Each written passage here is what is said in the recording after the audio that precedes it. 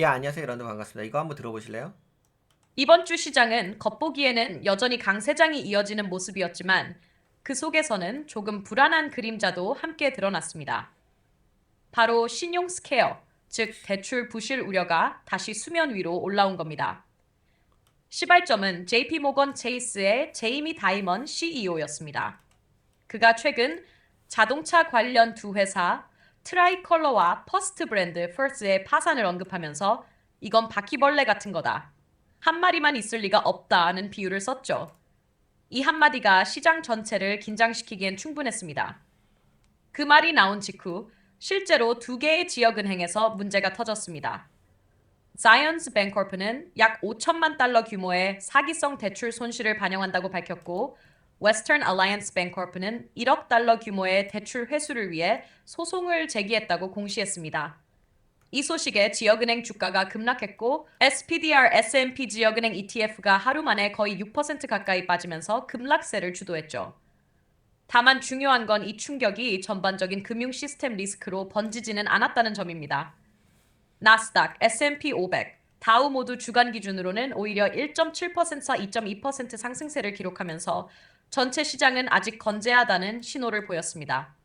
그럼에도 불구하고 시장이 민감하게 반응한 이유는 이 대출 구조가 단순히 은행 내부 문제가 아니라 비은행권 신용, 즉 Non-Financial Depository Institution 대출과 연결돼 있기 때문입니다. 이 대출은 헤지펀드나 사모펀드 같은 비상장 금융기관에 흘러가는데 문제는 이 자금 흐름이 투명하게 공개되지 않는다는 점이에요. 현재 대형은행의 기업 상업대출 중 약 33%가 NFDI 형태로 나가 있습니다. 즉 시장이 직접 들여다볼 수 없는 대출이 전체의 3분의 1 수준이라는 거죠.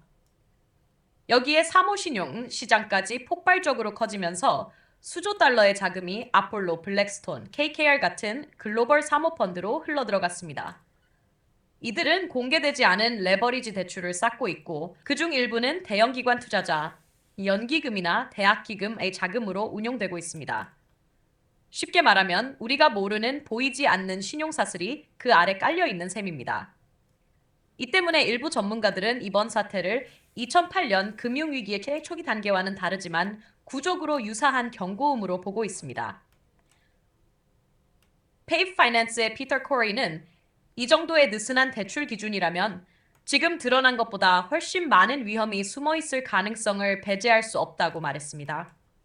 그렇다면 실물 경제에는 어떤 파장이 있을까요? 마크리 그룹의 지에리 위즈만은 이번 사건이 4분기에는 모든 대출 기관으로 하여금 심사 기준을 강화하도록 만들 것이라고 분석했습니다. 즉, 은행들이 대출 문턱을 높이면 결국 투자 소비의 둔화로 이어질 수 있다는 얘기죠.